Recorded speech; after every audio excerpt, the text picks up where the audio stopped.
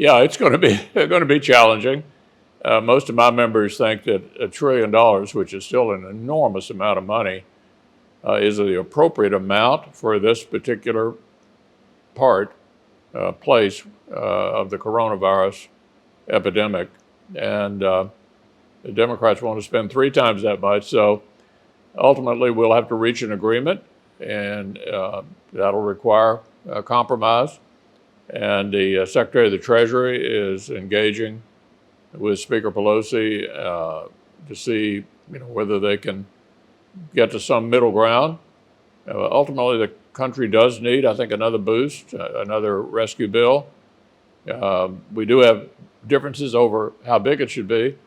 One thing is absolutely essential is that we have liability protection for doctors and hospitals and nurses and universities and K through 12 public schools and others, so that they don't experience an epidemic of lawsuits on the heels of the pandemic that's clearly not over. Coronavirus is still with us, and that's one reason I always encourage everybody to wear a mask and practice social distancing. It's the one thing each of us can do to try to prevent the spread until we get to a vaccine, which will be at the end of the year or early next year at the earliest.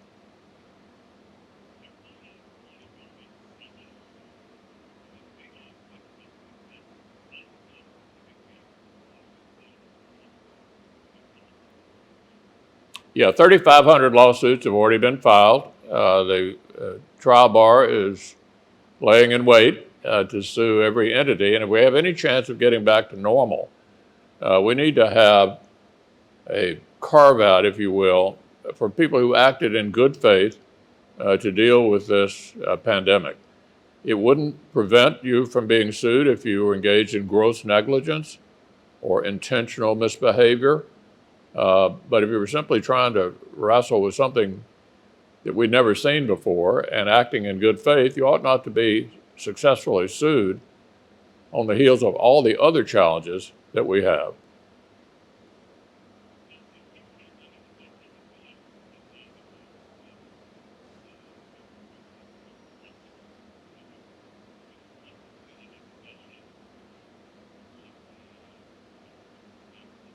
Yeah, we've got to get somewhere on this rescue package before we have any break, and I think that's one thing the Democrats and Republicans ought to agree on. Let's try to get this thing concluded before either the House or the Senate take a break for August.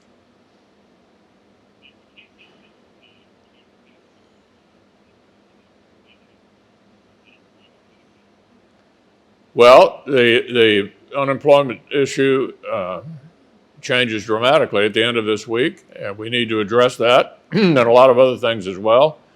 That deadline, I think, ought to cause us to come together and reach an agreement.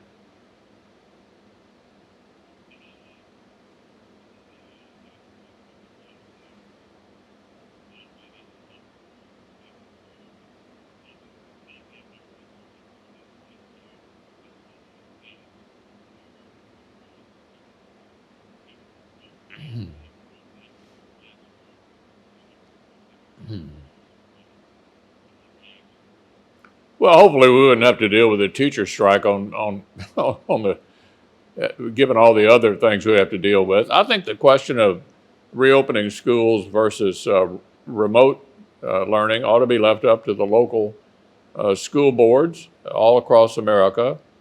Our support, I don't think, should be contingent on what decision they make, but we need to have education one way or the other, either in person, which everybody agrees is best, or some kind of remote learning, which is not as good, but better than sitting home.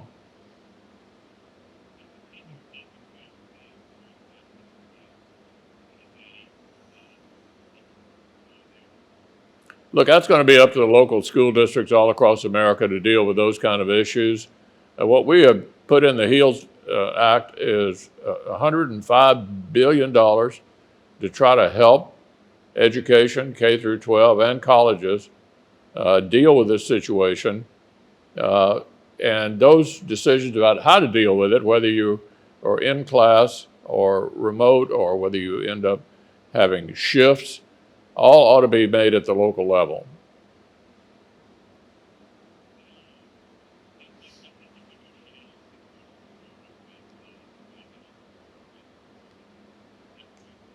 Yeah, yeah, underway.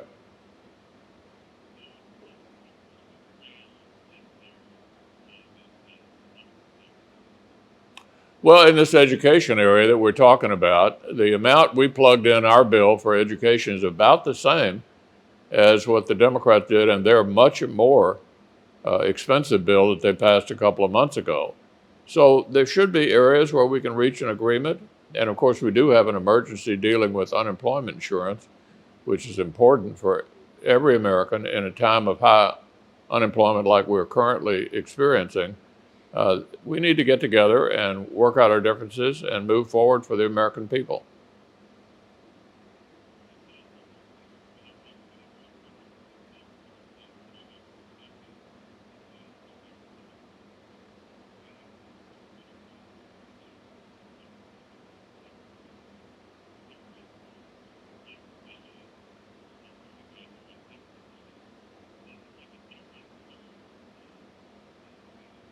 Yeah, yeah. Here's the difference we have in unemployment insurance. We think it ought to be crafted in a way that does not pay people more to stay home than to go back to work. If your neighbor is at work and you're not, um, why would we want to tax the neighbor who's at work to provide additional assistance for the neighbor who stays at home? Unemployment insurance is important, but the principle where we have a difference here is whether you want to craft a system under which you're paid more to stay home than to go back to work. We think that problem is solved in the proposal that I laid out and my colleagues laid out earlier this week. We just have a different view philosophically of that, and the studies indicate that it's a significant problem. That people not irrationally, if they take a look at their situation and find that they do better staying home than go back to work, they're going to stay at home.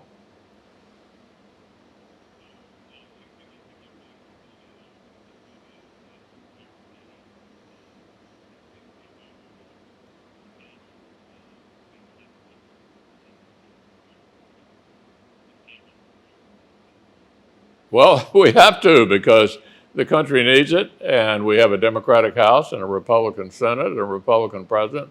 The American people expect us to work together, and that's what we need to do.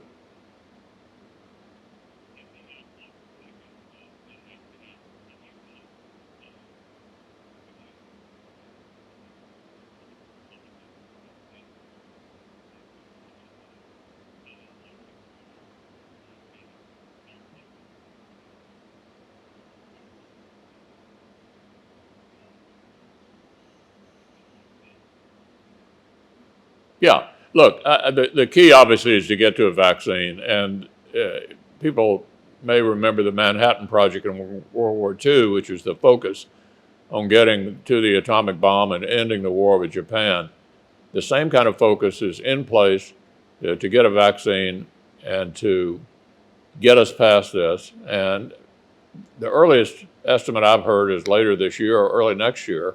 And then, of course, we're going to need a massive number of doses, not only to deal with the issue in our country, but around the world. This is a worldwide pandemic. But once we get the vaccine, we can put this in the rearview mirror and begin to get back to normal. In the meantime, what each of us can do is to wear a mask, practice social distancing, try to protect ourselves and our neighbors until we get the vaccine, hopefully later this year or early next year. Okay. Okay. Thanks again.